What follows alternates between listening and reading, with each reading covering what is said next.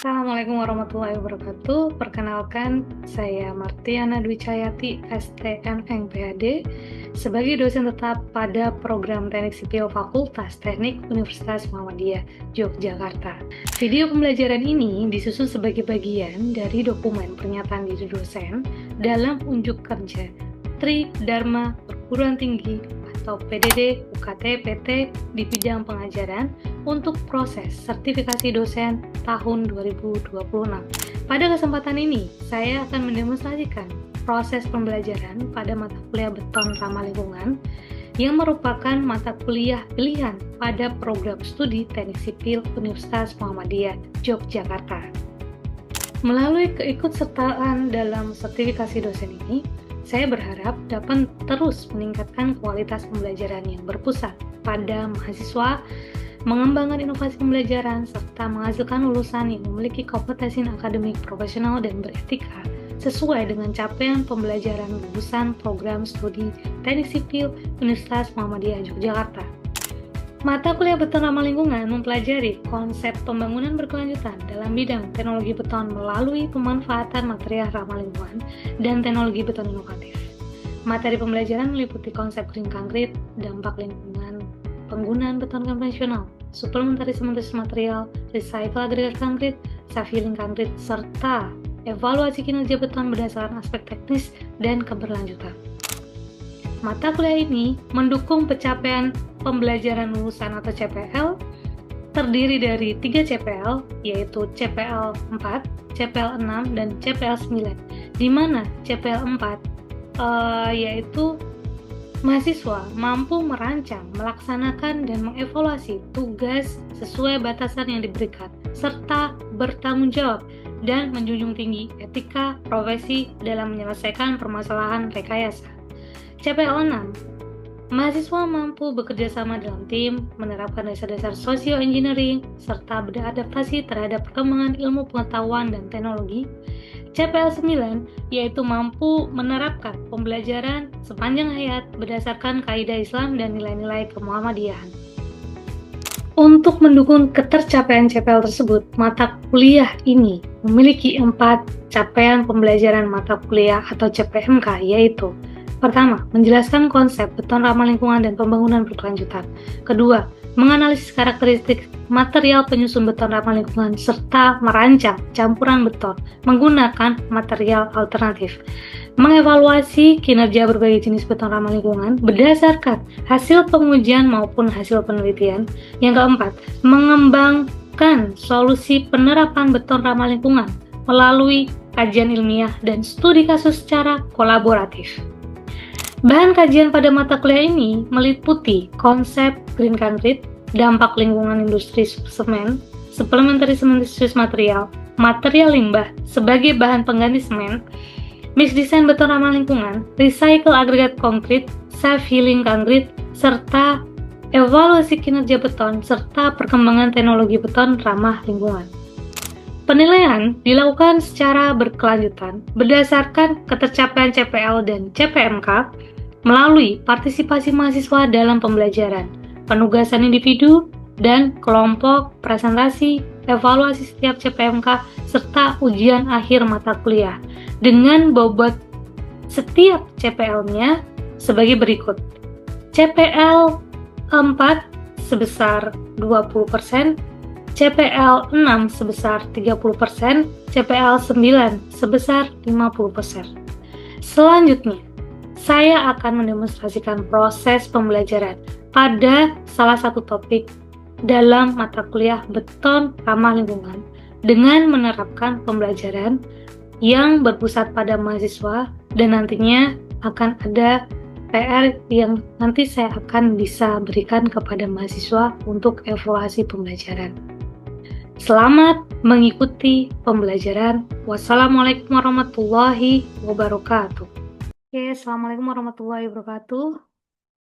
Terima kasih atas kehadiran teman-teman semuanya di mata kuliah beton ramah lingkungan ini. Jadi hari ini kita akan belajar mengenai self healing konkrit ya. Jadi itu merupakan sebuah inovasi teknologi beton yang mungkin saat ini sedang banyak sekali peneliti-peneliti untuk menemukan komposisi yang tepat yang nantinya akan bisa kita gunakan, yang akan bisa diaplikasikan di lapangan, seperti itu.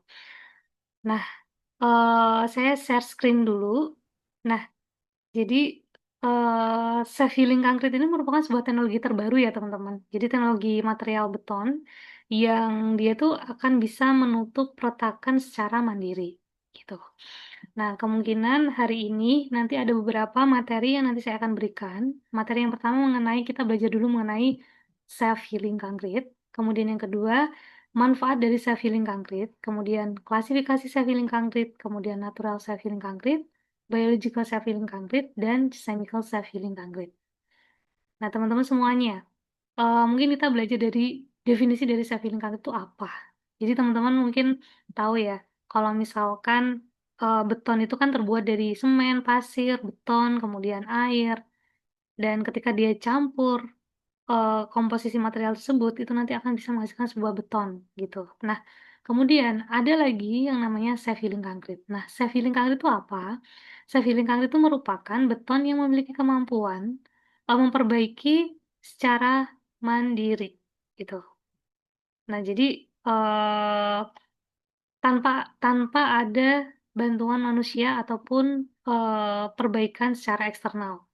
Nah, jenis retakan yang bisa disembuhkan menggunakan self-healing concrete ini, itu berukuran sangat kecil sekali atau micro crack, gitu. Jadi kalau misalnya teman-teman tahu, retakan itu kan ada ukurannya ya, lebar retakannya itu kan ada ukuran dalam senti, dalam mili, kalau ini tuh dalam mikro. Jadi kalau misalnya teman-teman itu, mungkin ini ya, kayak, eee, pernah melihat retakan retakan beton itu yang berukuran seperti rambut halus gitu di tembok ataupun di struktur lainnya, itu yang kita sebut sebagai micro crack karena ukurannya sangat kecil sekali.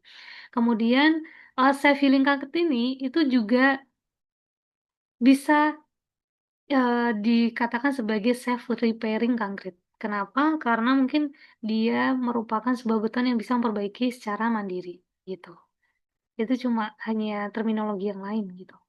Kemudian, manfaat dari self healing concrete ini, itu ada beberapa macam. Yang pertama, pasti akan bisa meningkatkan performa kuat tekan dan kuat lentur jika dibandingkan dengan beton normal. Kemudian dapat memperbaiki secara mandiri tanpa bantuan alat eksternal, mengurangi permeabilitas beton dan memperlambat, daya serap air yang masuk ke dalam beton, dapat mencegah korosi, eee, dan yang terakhir itu akan bisa meningkatkan durabilitas atau keawetan. Kenapa?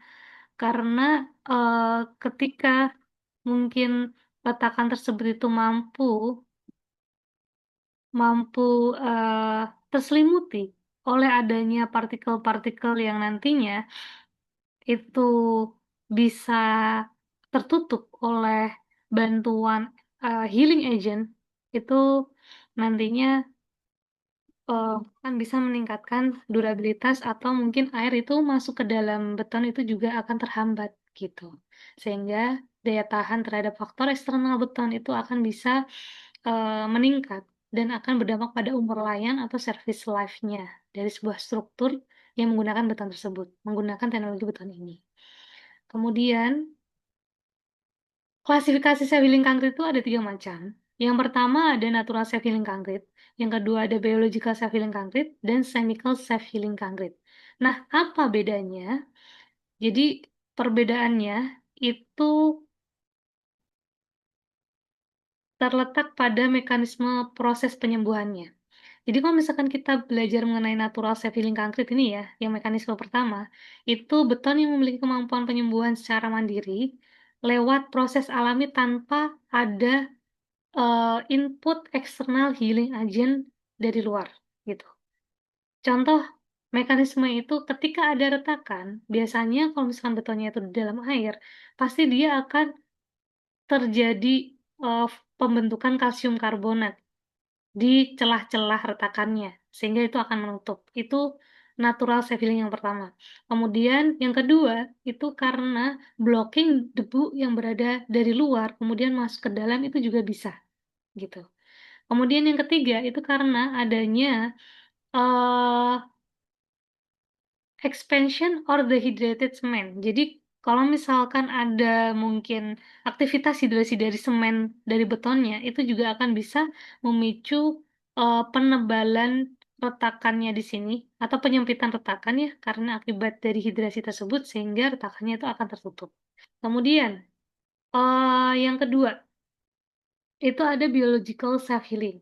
Nah, biological self healing ini apa? Jadi beton yang memiliki kemampuan proses memperbaiki menutup retakan beton itu dengan bantuan bakteri. Namanya aja biologi ya. Nah, pasti kalau misalkan berarti di situ pasti akan ada aktivitas biologinya. Karena apa? Karena ada bantuan bakterinya, teman-teman. Nah, kemudian eh kenapa bakteri itu bisa menutup celah retakannya? Ya, karena ada mekanismenya. Mekanisme bakteri itu yang nanti akan bisa menghasilkan kalsium karbonat. Nah, kemudian pasti akan ada pertanyaan dari teman-teman semuanya. Bakteri jenis apa sih yang kita gunakan gitu? Nah, itu kita bisa menggunakan bakteri jenis genus Bacillus. Jadi genus Bacillus ini yang hampir dari 23,3% peneliti di dunia itu menggunakan bakteri genus Bacillus ini. Kenapa? Karena ada beberapa alasan. Karena genus Bacillus ini itu akan bisa membentuk spora yang berguna dalam produksi CaCO3 di lingkungan yang buruk sekalipun. Nah, kalau misalkan kalian tahu bahwa lingkungan di beton itu kan memiliki pH yang sangat tinggi atau basa ya. Nah, sehingga itu termasuk yang pH-nya tuh mungkin sangat tinggi kayak gitu. Nah, maka kalau misalnya kita menggunakan atau memilih bakteri itu harus yang sesuai.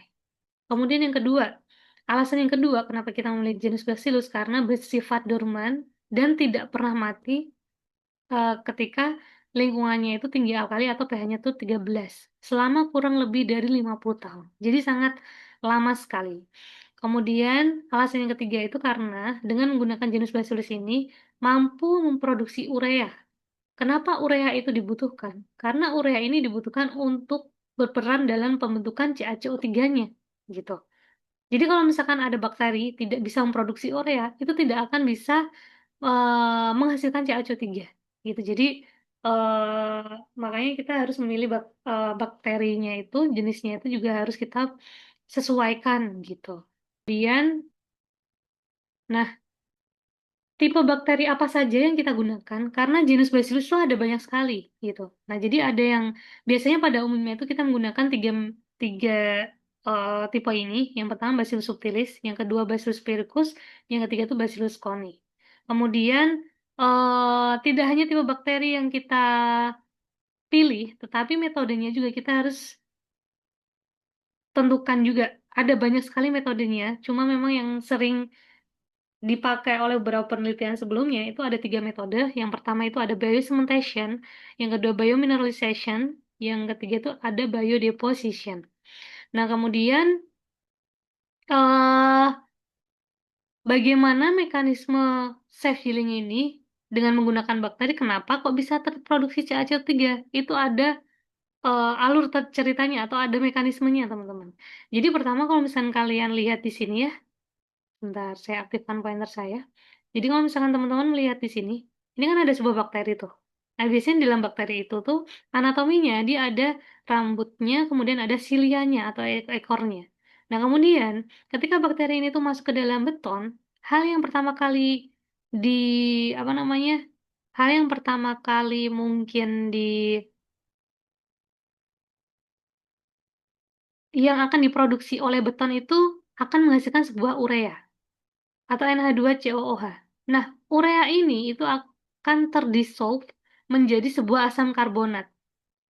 Kemudian asam karbonat akan terurai menjadi ion karbonat. Ketika ion karbonat itu dihasilkan oleh bakteri ini, maka nantinya ketika ion karbonat itu bertemu dengan Ca2+ yang berasal dari beton, maka nanti akan bisa membentuk sebuah senyawa yaitu CaCO3. CaCO3 ini yang nantinya akan muncul di permukaan yang berupa mungkin berbentuk partikel putih-putih kecil-kecil yang nanti akan mengisi celah retakannya. Jadi kalau misalkan di gambar ini, yang gambar pertama mungkin masih belum kelihatan putih-putihnya ya. Nah, kemudian yang kedua itu di bakterinya itu akan terselimuti oleh CaCO3, dan yang ketiga itu mungkin si bakterinya akan tertutupi oleh CaCO3. Seperti itu. Nah, itu mekanisme untuk biological self healing. Jadi chemical self healing ini merupakan beton yang memiliki kemampuan beton yang memiliki kemampuan menyembuhkan secara mandiri, namun dengan menggunakan bantuan bahan kimia. Kemudian yang harus teman-teman yang perhatikan ya di sini ya, ketika kita menggunakan chemical self-healing concrete, itu ada 2 metode, yaitu yang pertama ada vessel network and hollow pipettes yang mengandung epoksi dan encapsulated epoxy. Apa itu vessel network dan hollow pipettes? Nah, jadi intinya teman-teman, akan ada 2 metode ya di vessel network. Jadi ada metode aktif dan metode pasif. Coba kalian perhatikan sebelah kiri. Nah, di situ sebelum kita mencetak betonnya, kita sudah masukkan jaringan pipa ke dalam beton. Kita sudah tempatkan tuh jaringan pipanya gitu. Nah, kemudian setelah itu baru kita cor, kemudian kita bisa menghubungkan cairan yang berada di luar itu berupa silika gel ataupun bisa juga epoksi itu ke dalam jaringan pipa ini. Kemudian kita isi. Jadi kita injeksi, kayak kita menyuntik gitu. Nah, kemudian kalau misalnya udah penuh, kita tutup, gitu. Itu yang untuk metode aktif. Nah, bagaimana kalau misalnya untuk yang metode pasif? Nah, metode pasif ini merupakan metode yang menggunakan hollow pipette. Jadi, ada pipet ya, teman-teman tahu pipet ya, kayak tabung silinder kecil itu.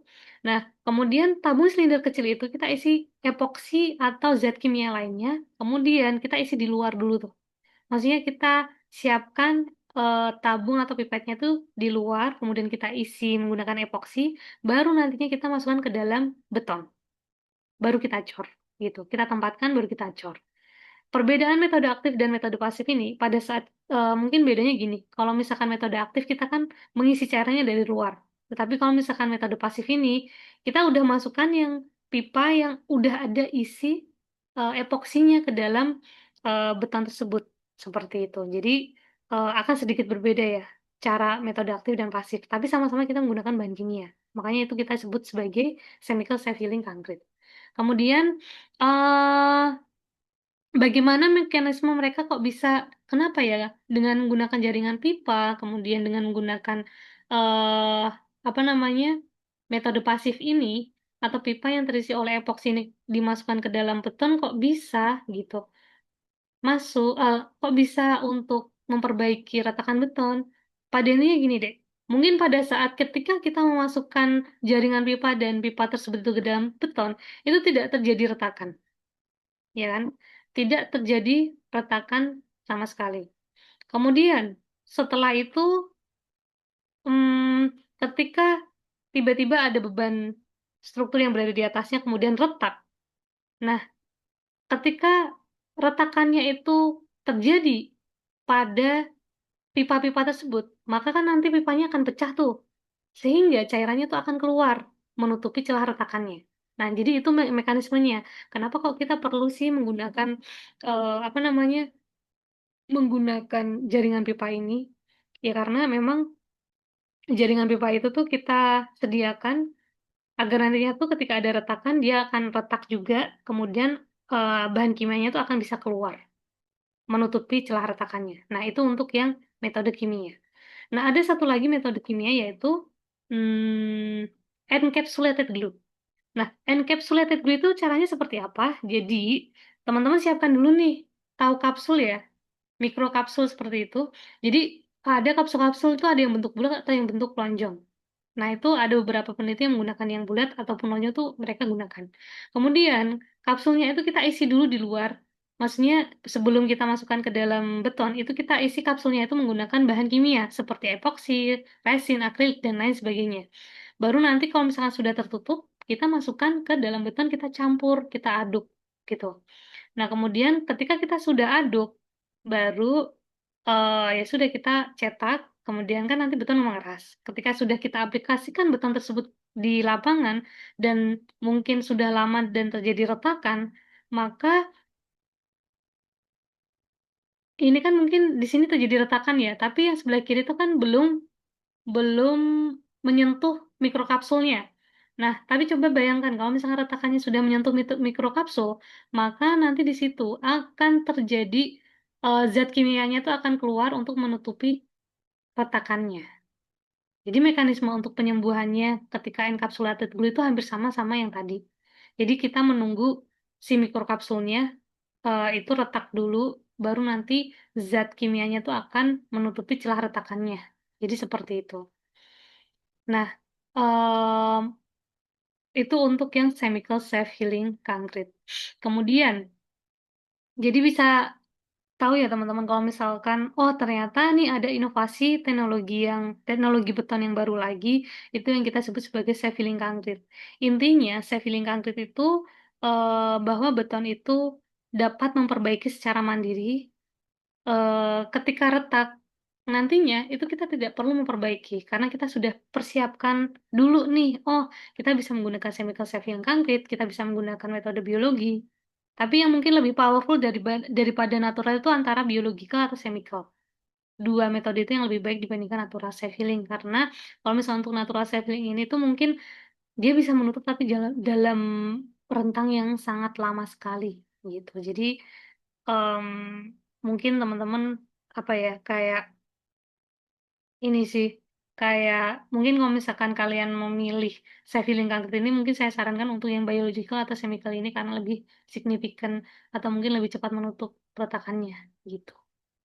Nah, mungkin teman-teman ada yang mau ditanyakan, silahkan. Hasbi, Yuda, mungkin silahkan jika ada pertanyaan.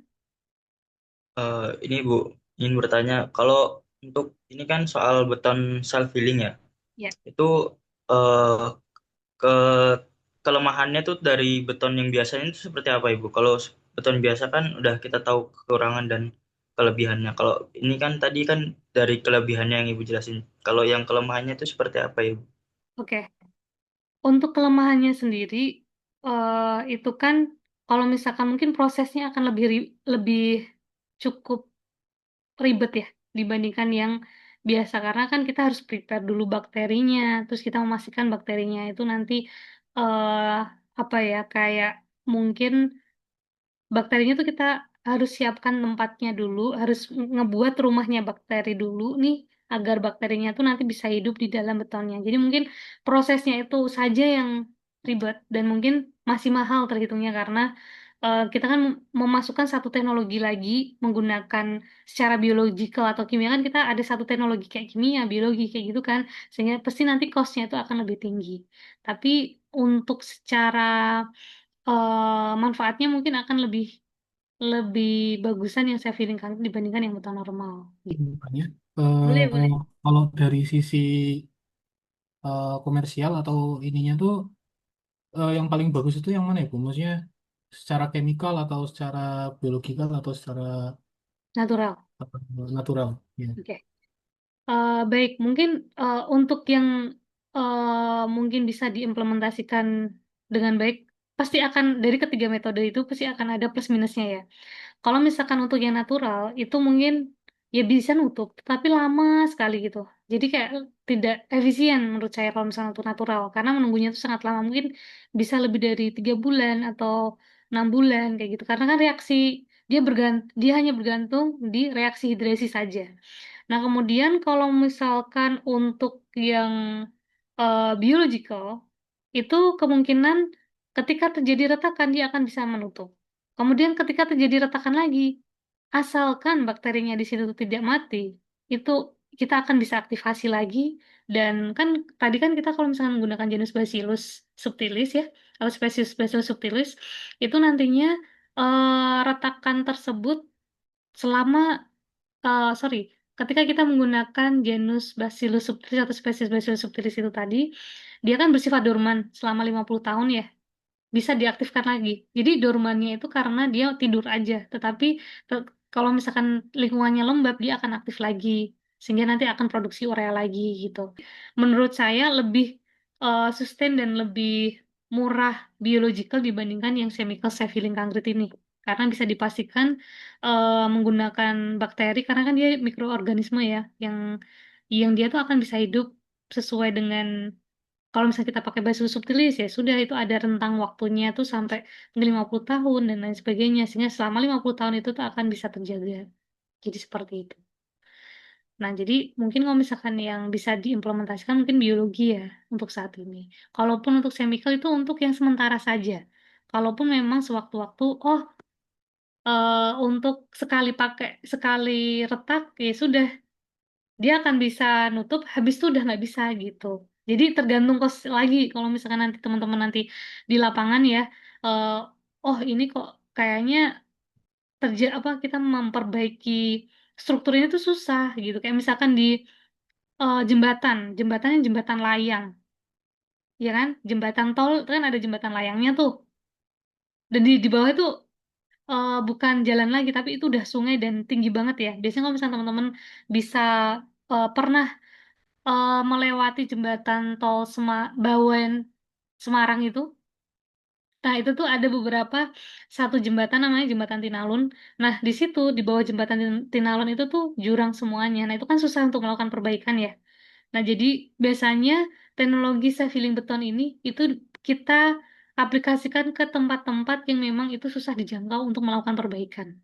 Gitu. Jadi mungkin bisa menggunakan yang biological sefiling concrete gitu. Jadi nanti teman-teman kan sudah belajar nih mengenai, oh ternyata teknologi material tuh, even ini tuh mungkin basic ya. Ya bukan basic sih, tapi akan ada inovasi yang nantinya akan bisa kita gunakan di lapangan. Jadi kalau misalnya teman-teman nanti di lapangan, oh ini kalau rumah biasanya nggak menggunakan sefiling concrete kan tidak efisien karena kan sangat mahal ya.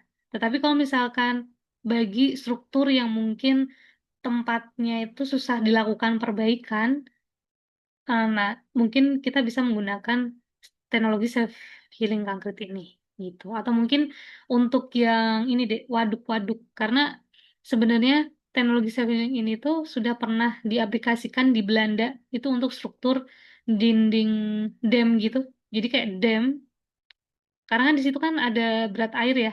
Nah, mungkin karena kenapa itu di situ ada air, karena untuk ketika ada retak nanti kan ada air, kan itu kan lembab tuh, sehingga nanti aktivitas bakteri itu akan bisa lebih cepat menutup retakannya gitu. Jadi kalau misalnya di Belanda itu dia mengaplikasikan ke dam, dam, dam gitu, bendungan gitu, dinding bendungannya gitu. Nah, ini ada PR teman-teman. Nanti kita kan akan jumpa lagi minggu depan, dikumpulkan mungkin ini kan tanggal 29 ya. Jadi mungkin tanggal sebentar saya coba cross check tanggalnya. Tanggal 6 nanti dikumpulkan, sorry, tanggal 4 nanti dikumpulkan sebelum kita bertemu lagi karena nanti saya cross check dan kita bisa evaluasi di kelas. Nah, homework-nya atau PR-nya, tadi kan kita belajar mengenai metode self healing concrete yang biologi gitu. Ada 3 metode untuk mencampurkan bakteri tersebut ke dalam campuran betonnya, yaitu biocementation, biodeposition, dan bioremediation. Nah, coba teman-teman nanti kulik atau cari ketiga metode pencampuran bakteri ke dalam beton tersebut dari berbagai literatur review, bisa jurnal, bisa buku. Dan coba nanti bandingkan ketiga metode ini tuh kelemahan dan kelebihannya seperti apa. Nah, nanti buat laporan aja menggunakan Word, kemudian nanti bisa dikumpulkan di My Class, teman-teman. Nanti saya akan buka deadline terakhirnya itu tanggal 4. Jadi teman-teman kalau misalkan setelah perkuliahan ini nanti teman-teman ada waktu langsung dikerjakan, udah selesai langsung bisa dikumpulkan juga gitu. Mungkin itu saja dari saya. Ada yang mau ditanyakan dari PR-nya, teman-teman? Sudah paham ya? Oke.